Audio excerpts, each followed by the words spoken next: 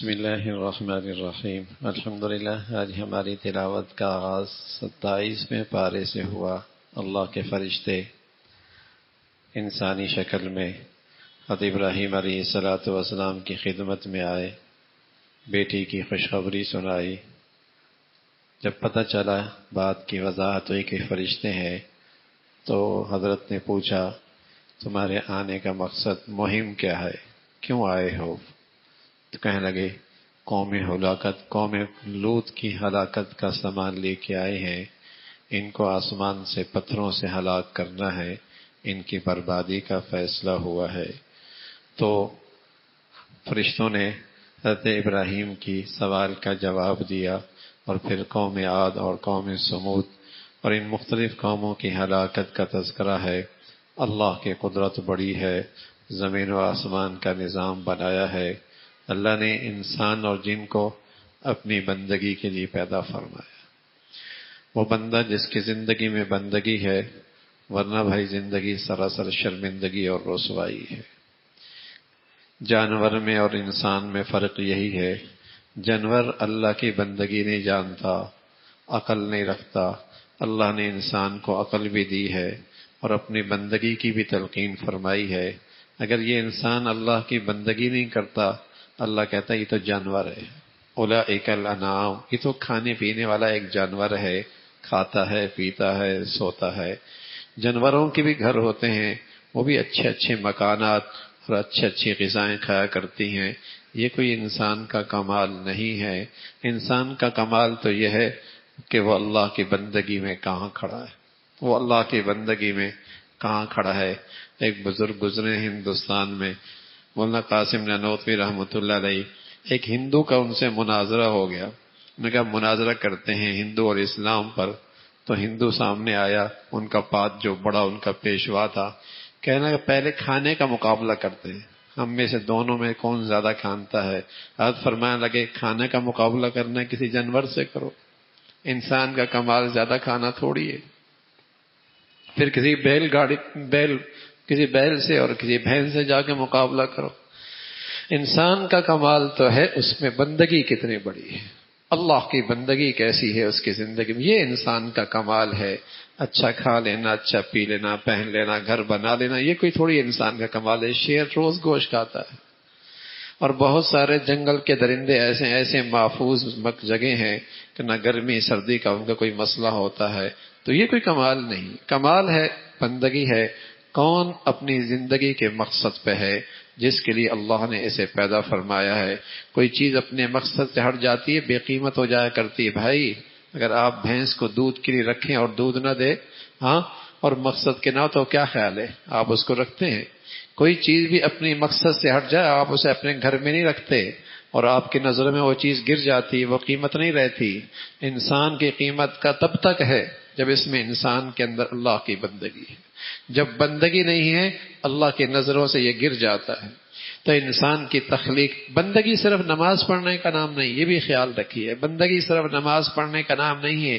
معاملات، معاشرت، خوشی غمی، ان سب میں اللہ کو راضی کرنے کا نام بندگی ہے۔ ہر جگہ زندگی کے اندر اسلام یہ نہیں کہتا کسی جنگل میں، کسی پہاڑ میں، کسی جنگل جس جا کے اکیلے بیٹھ کے بس ذکر و اذکار کرتے رہو، نہیں، انہی گلی بازاروں میں، انہی دفتری فیکٹریوں میں، انہی غمی خوشیوں کے اندر تم اللہ کی بندگی کرو، اور بس یہ دیکھ لو کہ اللہ کی چاہت اس میں کیسی ہے اور اللہ اس میں راضی کیسے ہوگا۔ یہ زندگی کا مقصد ہے۔ پھر سورہ طور کا تذکرہ ہے، کئی ساری قسمیں ہیں، اور قسموں کے بعد اللہ نے فرمایا اللہ کا عذاب آنے والا ہے، اللہ کا عذاب واقع ہونے والا ہے۔ اور پھر جبیر ابن مطعم رضی اللہ عنہ جو بعد میں صحابی بنے، پہلے مسلمان نہیں تھے، اپنا واقعہ بتاتے ہیں۔ فرمایا میں مدینہ منورہ آیا، اور بدر میں جو ہمارے قیدی گرفتار ہو گئے، اس سلسلے میں مذاکرات کے لیے میں مدینہ آیا مکہ سے۔ تو اس وقت اللہ کے نبی صلی اللہ علیہ وسلم سورۃ طور پڑھ رہے تھے، اور سورہ طور مغرب کی نماز میں پڑھ رہے تھے، اور اللہ کی یہ قسمیں، عربی تو جانتے تھے، قسمیں والطور وکتاب مسطور فی رق منشور والبیت المعمور والسقف المرفوع والبحر المسجود، یہ قسمیں ہیں اللہ کی۔ اور پھر اللہ نے کہا ان عذاب ربک لواقع، قسم اللہ کا عذاب آنے والا ہے۔ فرمانے لگی جب میں نے یہ سنی ایسا لگتا ہے میرے سینے سے دل نکلنے کو ہے، اور میرا دل پھٹنے کو ہے. اور پھر یہ اللہ کے نبی آگے پڑھتے چلے گئے ام خلقوا من غیر شیء ام هم الخالقون. کیا تم یوں ہی پیدا ہو گئے ہو؟ تمہیں کسی نے پیدا نہیں کیا؟ یا کیا تم خود اپنے آپ کو پیدا کرنے والے ہو؟ تو ایسا لگتا ہے میرا تو ہوش و حواس اڑ جائیں گے. اور یہ قرآن کی آیتیں میرے دل پہ ایسی اثر کر گئی. میں آیا تو تھا قاصد بن کے، مذاکرت کرنے کے لیے ایک رہنما اور ذمہ دار اور ان کا ترجمان بن کے، لیکن میں نے آ کر کلمہ پڑھ لیا اور میں اسلام قبول کر لیا. تو قرآن کی اپنی ایک تاثیر ہے. اللہ ہمیں قرآن کی برکتیں اور قرآن کے نور اور ایسا دل دے دے ہمیں کہ ہم بھی قرآن کی آیات سے اثر لینے بن جائیں، قرآن کی تلاوت سے اثر لینے والے بن جائیں.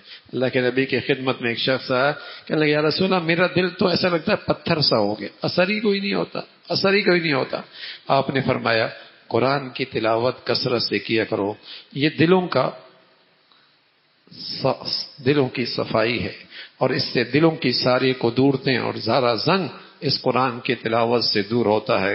اور اکیلے بیٹھ کر دنیا سے اپنا جانا یاد رکھا کرو، موت، اس سے بھی دل کی بڑی طہارت اور پاکیزگی اور صفائی ہوتی ہے. یہ نسخہ اللہ کے نبی نے فرمایا. پھر سورہ طور کے اندر اہل جنت کا تذکرہ ہے. جنت کی نعمتوں میں ہوں گے مشروبات، چھوٹے چھوٹے بچے چمکتے ہوئے موتیوں کی طرح وہ ان کے پاس آ کے مشروبات پیش کریں گے. انسان ویسی بچوں سے بڑا خوش ہوتا ہے، بچوں سے بڑا خوش ہوتا ہے. کوئی کسی سے پیسے پوچھے تم اس بچے سے کب تک محبت کرو گے؟ سب سے زیادہ محبت تمہیں کس سے؟ چھوٹے بچے سے. اور کب تک یہ سب سے زیادہ محبت رہے گی؟ جب تک کہ یہ بڑا نہ ہو جائے، جب تک کہ یہ بڑا نہ ہو جائے. بچوں سے ویسی محبت ہوتی ہے. تو اللہ جنت میں بھی جنتیوں کی دل کی اس فرحت کا سامان فرمائیں گے اور اس مسرت کا انتظام کریں گے. چھوٹے چھوٹے بچے وہ مشروبات اٹھائے پھر رہے ہوں گے. فرمایا وہ موتیوں کی طرح چمکتے ہوں گے، خوبصورت ہوں گے، اور یہ جنتی آپس میں محو گفتگو ہوں گے اور کہیں گے یہ سب کچھ کیوں ہوا؟ اس لیے کہ ہم دنیا میں اللہ سے ڈرا کرتے تھے، ہمیں اس دن کا اندیشہ موجود تھا اور ہم اس دن کی تیاری میں اور فکر میں رہتے تھے. آج اللہ رب العزت نے رسوا کن عذاب سے ہمیں بچا دیا، اس کا تذکرہ فرمایا. پھر اللہ کی قدرت کا تذکرہ ہے. پھر سورہ نجم ہے. سورہ نجم، اس میں اللہ کے نبی صلی اللہ علیہ وسلم کا معراج کا واقعہ ہے. آپ کو اللہ نے اپنی قدرت کے مناظر دکھائے، جنت دکھائی، جہنم دکھائی، سدرۃ المنتہا دکھائی، اور بیت المعمور دکھایا. اوپر بھی ایک قبلہ ہے، جیسے دنیامین پہ بیت اللہ ہے، اوپر بھی ایسا ہی ایک بیت المعمور ہے جس کا فرشتے طواف کرتے ہیں. فرشتے طواف کرتے ہیں اور فرشتوں کی تعداد اتنی ہے جن کی طواف میں ایک مرتبہ باری آئی ہے، قیامت تک دوبارہ باری نہیں آئی. تو وہاں بالکل اسی کی سیدھ میں اللہ رب العزت نے بیت المعمور، اوپر کا قبلہ، وہ بھی موجود ہے. تو وہ اللہ رب العزت نے آپ کو دکھائے. اللہ سے آپ ہم کلام ہوئے، جبرائیل امین کو اصل شکل میں دیکھا، اس کا تذکرہ فرمایا. اور پھر اللہ کی قدرت ہے، زمین و آسمان کا یہ سارا نظام اللہ نے بنایا ہے. ابراہیم علیہ الصلاۃ والسلام بھی اللہ کے عہد کو پورا کرنے والے تھے. قوم عاد اور سمود نے جب پیغمبروں کی تکذیب کی، اللہ نے انہیں ہلاک کیا. قرآن سے بڑھ کر سچی کتاب اور کون سی ہوگی؟ اس کی بندگی کرو، اس ذات کی اطاعت کرو. پھر سورہ قمر کا تذکرہ. قمر چاند کو کہتے ہیں. اور اس سورت کے آغاز میں فرمایا اقتربت الساعہ، قیامت قریب آ گئی ہے. آپ کا دنیا میں تشریف لانا اور اس سے پہلے کی جو دنیا کی عمر تھی اور آپ کے آنے کے بعد جو دنیا کی عمر ہے وہ اس کے مقابلے میں بہت تھوڑی ہے. اور آپ بھی جانتے ہیں جب مجلس سج جائے اور آخر میں مہمان خصوصی آ جائے تو کیا مطلب ہے؟ نشست برخاست ہونے والی ہے. اس پوری کائنات کے سارے نظام میں اللہ کے نبی اس کائنات کے مہمان خصوصی تھے. جب آپ تشریف لے آئے تو اس بات کی علامت تھی کہ اب یہ مجلس سمیٹی جا رہی ہے اور اس کو اب سمیٹنے کا وقت قریب آیا ہے. آپ کا تشریف لانا خود قیامت کی ایک نشانی تھی کہ اب وہ عمر جو آپ کے آنے سے پہلے کی تھی، بعد کی عمر بہت تھوڑی رہ گئی.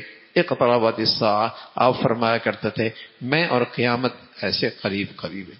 عمر کے لحاظ سے، زندگی دنیا کی پوری عمر کے لحاظ سے آپ کے آنے کے بعد عمر بہت تھوڑی ہو گئی. اور ویسے بھی بھائی بندہ مومن کا مرنا اس کی قیامت کا قائم ہونا ہے. آپ فرمایا کرتے تھے من مات فقد قامت قیامہ، جو مر گیا اس کی قیامت تو ہو گئی، اس کی قیامت تو، جو مر گیا اس کی قیامت تو ہو گئی. اب تو وہ سوتا رہے گا، لیٹا رہے گا قبر میں، اور پھر قیامت پتہ ہی نہیں چلے گا کتنے عرصے. کہے گا ایک دن، آدھا دن میں تو سویا اور ٹھہرا قبر کے اندر، ایسا طویل وقت پتہ ہی نہیں لگے گا. اس کا موت تو مرنا ہی اس کی قیامت ہو گئی، اس کا تذکرہ. پھر چاند کا 2 ٹکڑے کا ہو جانا. مشرک مکہ کا کہا کرتا اب اللہ کے رسول کوئی معجزہ، اس چاند کو 2 ٹکڑے کر دیں. اگر آپ واقعی اللہ کے نبی ہیں، اللہ کے نبی صلی اللہ علیہ وسلم نے اشارہ کیا 2 ٹکڑوں میں، 2 حصوں میں چاند تقسیم ہو گیا. لیکن ضد بھی بڑی بری چیز ہے، ضد بھی بڑی چیز ہے، اور مفاد پرستی بھی بڑی بلا ہے، تکبر بھی بڑی مصیبت ہے. کہنے لگے دیکھو دیکھو، پہلے اس کا زمین پہ جادو چلتا تھا، اب تو اس کا جادو آسمانوں پہ بھی چلنے لگا. نہیں مانے، معجزہ محمد رسول اللہ ہے، سبحان اللہ، پھر بھی نہیں مانا.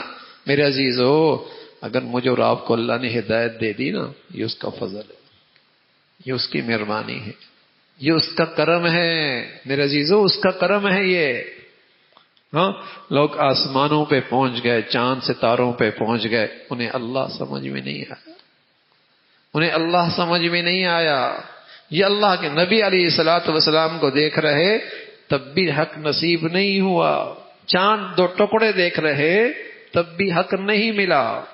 اللہ حفاظت فرمائے. یہ اللہ کا کرم ہے. قوم عاد، قوم سمود، اور پھر ان کی ہلاکت، اور قوم لوط کا تذکرہ ہے. اللہ کی پکڑ میں آئے، کل قیامت کا دن کا تذکرہ ہے. کس انداز سے جہنمی جہنم میں گھسیٹے جائیں گے، اور رسوائی اور ذلت کا ان کا سامان ہوگا. اللہ ہر چیز پہ قادر ہے. پھر سورہ رحمان کا تذکرہ ہے. سورہ رحمان مفسرین نے لکھا یہ پورے قرآن کی زینت ہے، پورے قرآن کی زینت ہے. اور ایک ہی آیت 10 بار فَبِأَيِّ آلَاءِ رَبِّكُمَا تُكَذِّبَانِ. اللہ کے خزانوں میں الفاظ کی کمی تو کوئی نہیں، اللہ کے خزانوں میں الفاظ کی کمی تو کوئی نہیں. ایک ہی لفظ کو قرآن میں بار بار کوئی دوسرا لفظ آتا، اللہ کے پاس الفاظ کی کمی ہے. لیکن قرآن معلومات کی کتاب نہیں ہے، قرآن تو نصیحت کی اور ہدایت کی کتاب ہے. جیسے باپ اپنے بچے میں کوئی چیز دل میں پیدا کرنا چاہتا ہے تو ایک ہی بات مختلف انداز سے اس کو سمجھاتا ہے، مختلف پیرایوں سے اسے سمجھاتا ہے.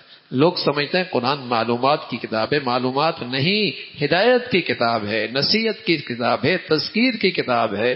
اس لیے ایک ہی بات کو اللہ نے بار بار ذکر فرمایا.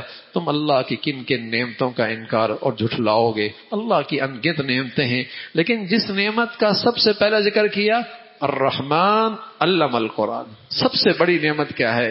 اللہ نے تمہیں قرآن جیسا انعام نصیب فرمایا. قرآن جیسی دولت اس سے بڑھ کر کوئی نعمت نہیں، اس کی مثال نہیں کوئی نعمتوں میں، اس کا متبادل نہیں کوئی نعمتوں میں. قرآن جیسی دولت دی ہے، سبحان اللہ. اللہ ہمیں اس کی عظمت، اس کی قدر اور اس کی تلاوت اور اس دولت کی پر عمل کی توفیق نصیب فرمات. علم القرآن، اس کا تذکرہ فرمایا. پھر مادی نعمتیں اللہ نے زمین و آسمان کا یہ سارا نظام، اور کس طریقے سے سبزہ اور بہار اور مشرق مغرب کا سارا نظام، یہ سب اللہ نے فرمایا. فرمایا انسان نے مرنا ہے اور ہر ایک پہ فنا آنی ہے. پھر جہنم ہے، جہنم کا تذکرہ کیا اور کہا تم اللہ کی کن کن نعمتوں کو جھٹلاؤ گے. ارے جہنم کا تذکرہ بھی اللہ کا انعام ہے کہ آج خبردار کر دیا، آج آگاہ کر دیا، آج خطرات کو سامنے رکھ دیا. یہ سارے خطرات ہیں، اور جہنمی کس انداز سے وہاں رسوا اور ذلیل ہوں گے، اور کس انداز سے وہ جہنم کی آگ ان کو جسے کہیں کہ جلا دے گی. آج اللہ نے خبر دے دی، یہ بھی اللہ کا انعام ہے، اور یہ بھی اللہ کی طرف سے تمہاری خیرخواہی اور ہمدردی اور بھلائی ہے. پھر اللہ رب العزت نے فرمایا جو اللہ سے ڈرتے ہیں ان کے لیے پھر نعمتیں ہیں، بہتی نہریں ہیں. اور پھر اللہ رب العزت، 2 چیزیں آدمی کو پسند ہے دنیا میں، بہت پسند ہوتی ہیں. ایک عورت پسند ہے، دوسرا سبزہ پسند ہے. اور پھر سبزے کے اندر ساتھ ساتھ اگر نہری بھی ہو جائے تو وہ منظر کتنا پرکشش ہوتا ہے. ہاں نہریں جاری ہوں، سبزہ ہو، پہاڑ ہو، کتنا خوبصورت.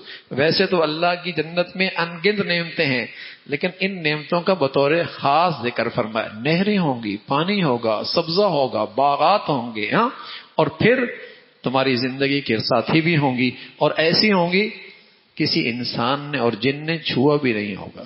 اور ایسا ہوگا جیسے کوئی موتی ہوتا ہے، اور ایسا لباس پہنا ہوگا کہ 70 جوڑوں کے اندر بھی اس کا حسن جھلک رہا ہوگا، اس کا حسن جھلک رہا ہوگا، اور کسی نے اسے نہیں چھوا ہوگا.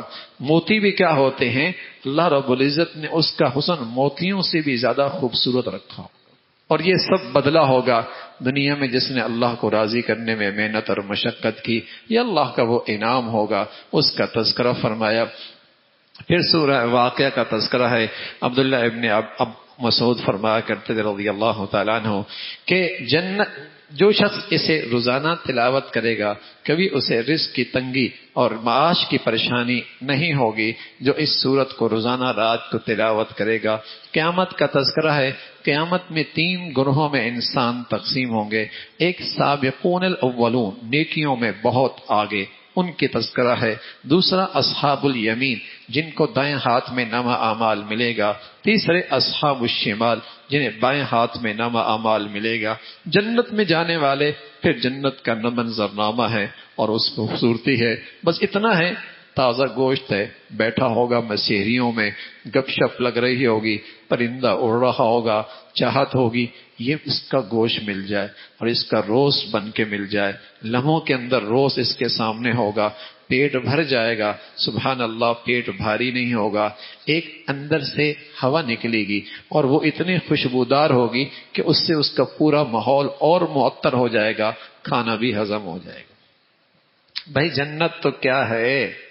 تبھی تو جبرائیل امین فرمایا کرتے تھے جب اللہ نے دکھائی نا، اللہ کوئی اس کا تذکرہ بھی سنے اور پھر بھی سویا رہ جائے، اور پھر بھی غافل رہے، اور پھر بھی اس کی طلب میں نہ ہو، پھر بھی اس کی جستجو نہ کرے، پھر بھی اس کے لیے مر مٹے نہیں.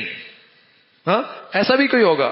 لیکن جب اللہ کے نے اسے کچھ ناگواریوں سے اور کچھ مجاہدوں سے اور کچھ نفس کی خواہشات کے جسے کہیں کہ قربانیوں کے ساتھ اسے چھپایا نا، کہ اللہ اب تو بہت دھوکے کھائیں گے، اب تو بہت گریں گے، اب تو بہت محروم ہوں گے. سچ یہ ہے کہ رسول اللہ صلی اللہ علیہ وسلم کا یہ ارشاد کافی ہے، اللہم لا عیش الا عیش اللہ، زندگی تو کل کی زندگی تو کل کی زندگی ہے بھائی. ہاں یہ کیا زندگی ہے؟ یہ تو اس زندگی کی کمائی کا موسم ہے بھائی، اس کے لیے جیو.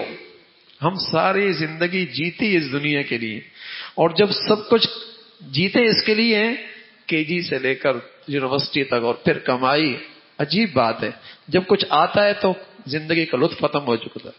گھٹنوں میں درد، پیٹ میں درد، ہاں ادھر درد ادھر درد، دانت گر رہے، دماغ شل ہو رہا. ہاں جب کچھ آیا تو کھانے کے قابل ہی نہیں رہا، جب کچھ بنایا تو رات کو نیند ہی نہیں آئی. یہ کوئی زندگی ہے؟ تو اس کے لیے جیو جہاں نہ یہ مسائل ہوں گے. صحت تو صحت، جوانی تو جوانی، حسن تو حسن، زندگی تو زندگی، جہاں ساری نعمتوں کے محرومی کا کوئی سلسلہ نہیں ہوگا، کوئی نعمت نہیں جائے گی. وہ زندگی ہے. اللہ ہمیں اس زندگی کا سچا طالب بنا دے، سچا طالب بنا دے. پھر جہنمیوں کا تذکرہ، جنت کا بھی تذکرہ قرآن کرتا ہے، جہنمیوں کو تذکرہ کرتا ہے. یہ وہ لوگ تھے جہنم میں جو کہتے ہیں مرنے کے بعد تھوڑی زندگی ہے، مرنے کے بعد کیسے جئیں گے.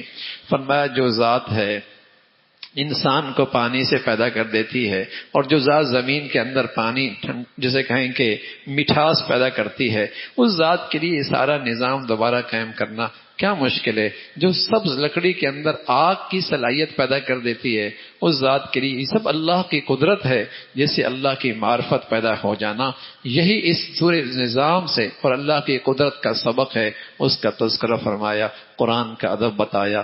طہارت کے ساتھ اسے اٹھاؤ، اس کا احترام کرو، اس کو عزت دو، اس کا ادب کرو. اس کا تذکرہ فرمایا.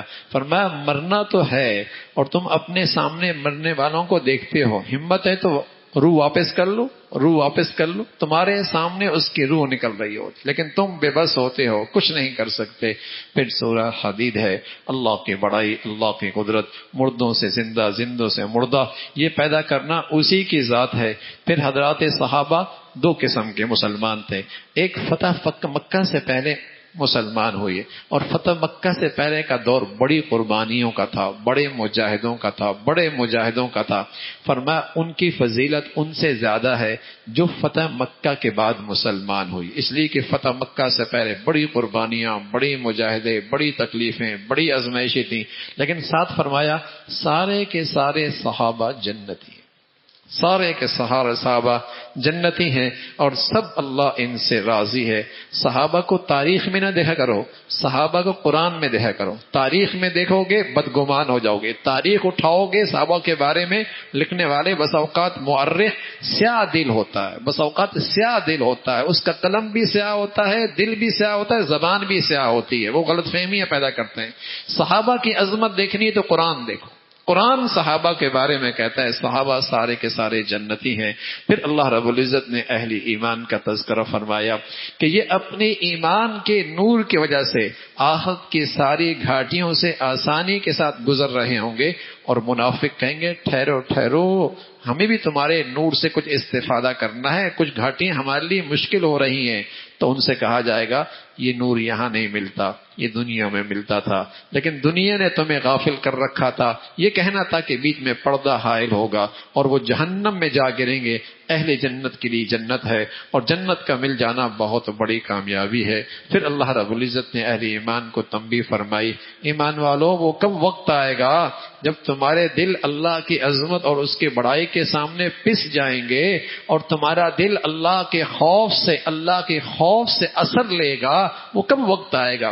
حضرت فضیل رضی اللہ رحمۃ اللہ علیہ بہت بڑے اللہ کے ولیوں کے سرتاج گزرے ہیں، لیکن ان کی زندگی کا آغاز بڑا عجیب تھا. ڈاکو تھے، ڈاکہ مارنے کے لیے گئے، ایک گھر پہ پھلانگنے لگنے، دیوار پہ چھلانگ لگانے لگے. اندر ایک بیٹی قرآن کی تلاوت کر رہی تھی اور یہی آیت پڑھ رہی تھی، الم یأن للذین آمنوا ان تخشع. وہ سحری کا وقت تھا اور بچی کچھ اس انداز سے پڑھ رہی تھی، عربی جانتے تھے. یہ آیت سنتے ہی دل کی کائنات بدل گئی، دل کی دنیا بدل گئی. فوراً کہنے لگے بلا یا ربنا، بلا یا رب، اے اللہ وہ گھڑی آ گئی اور تیرا خوف نے میرے دل کی دنیا میں اس کا سارا زنگ دور کر دیا. ایسی توبہ کی ولی نہیں بنے، ولیوں کے سرتاج بنے. بس اوقات آدمی کہتا ہے میرے تو بہت گناہ ہیں، میرا کیا بنے گا، میں نے تو بہت سیائیاں کی ہیں، بہت غلط کیا ہے. میرے عزیزو، جس کریم داتا سے ہمارا واسطہ ہے نا، اس کی رحمت کا ٹھکانہ کوئی نہیں ہے. جس کریم مولا سے ہمارا واسطہ ہے اس کی رحمت کا ٹھکانہ کوئی نہیں ہے. بس اوقات بڑے سے بڑے گناہ کار توبہ کر لے، اللہ کا ولی بن جاتا ہے اور بہت سارے رسمی مسلمانوں سے بہت آگے نکل جاتا ہے. اس کے در پہ تو سچی ندامت اور شرمندگی کی قدر و قیمت ہے. اس کا تذکرہ فرمایا. پھر اہل ایمان کو تلقین فرمائی یہ دنیا چند روزہ ہے، یہ کھیل تماشا ہے. تمہاری زندگی کے مختلف ادوار آتے ہیں. ایک دور آتا ہے ایک دور ایسا آتا ہے جو بچپن کا دور ہوتا ہے، جہاں اس کی پوری کائنات کیا ہوتی ہے؟ کھلونے. کھانا نہیں کھائے گا، پانی نہیں پیے گا، آرام نہیں کرے گا، کھلونا اس کی کائنات ہے. اگر وہ لے لی جائیں تو روتا ہے، چیختا ہے جیسے اس سے کوئی سلطنت لے لی.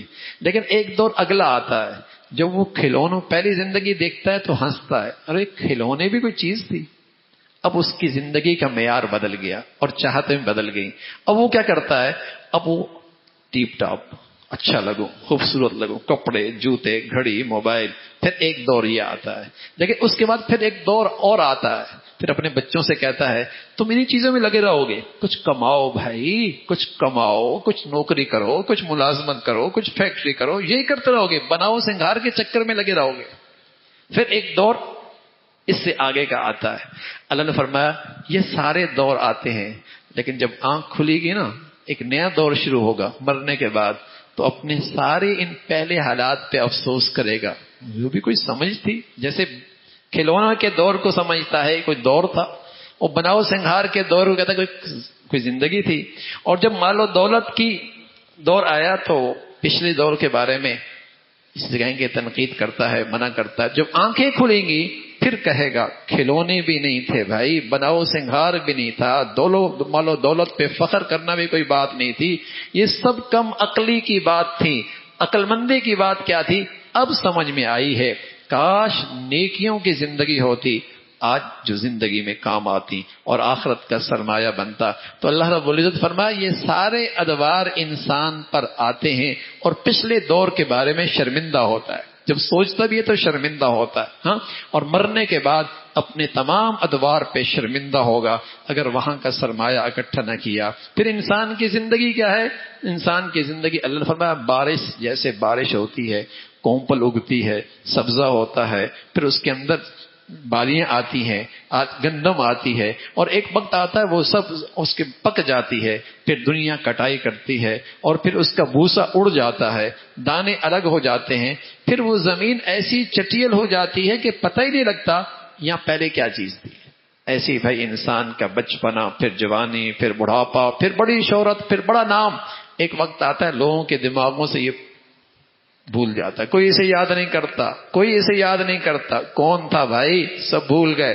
فرمایا انسانی زندگی پر بھی یہ سارے احوال آتے ہیں. پھر ایمان والوں کو تلقین فرمائی نکلو نا، مقابلہ کرو نا، مقابلہ کرو، ایک دوسرے سے آگے بڑھو، لیکن دنیا میں نہیں بھائی، آخرت کے لیے مقابلہ کرو، جنت تر کی طلب میں مقابلہ کرو، اللہ کی بخشش میں ایک دوسرے سے آگے بڑھو. یہ ہے میدان مقابلے کا، یہ ہے میدان مقابلے کا. اور وہ جنت جس کی وسعتیں زمین و آسمان سے زیادہ ہیں اس کا تذکرہ فرمایا. فرمایا دنیا سے کوئی چیز ہاتھ نہ آئے زیادہ افسوس کرنے کی ضرورت نہیں، اور کچھ آ جائے تو زیادہ اترانا اور تکبر کرنے کی ضرورت نہیں. کچھ چلی جائے تو افسوس نہ کرو، کچھ مل جائے تو زیادہ اتراؤ نہیں. صبر کرو، شکر کرو، یہ زندگی ہے. صبر کرو، شکر کرو، یہ زندگی ہے. اس کا تذکرہ فرمایا. پھر حضرت نوح علیہ الصلوۃ والسلام، دوسرے انبیاء کا تذکرہ. پھر فرمایا جو بھی اہل کتاب کا آخری نبی پر محمد رسول اللہ پر ایمان لے کے آئے گا اسے دگنا اجر ملے گا. پہلے نبی کے پر ایمان لانے کا بھی اور آخری نبی پر بھی ایمان لانے کا بھی اس کا تذکرہ فرمایا. پھر بہت سارے اہل کتاب آپ پر ایمان اس لیے نہیں لاتے کہ آپ کی رسالت بنی اسرائیل میں سے نہیں ہے، ان میں سے آپ رسول نہیں ہیں. یہ حسد تھا ان کو، اور یہ ان کے اندر ایک کینہ تھا. فرمایا اللہ کا فضل تم تقسیم نہیں کرتے، اللہ کا فضل، اللہ کے خزانے اسی کے پاس ہیں. وہ جس کو چاہے اپنے فضل سے نواز دے، اور وہ بڑے فضل والی ذات ہے. اللہ عمل کی توفیق نصیب فرمائے.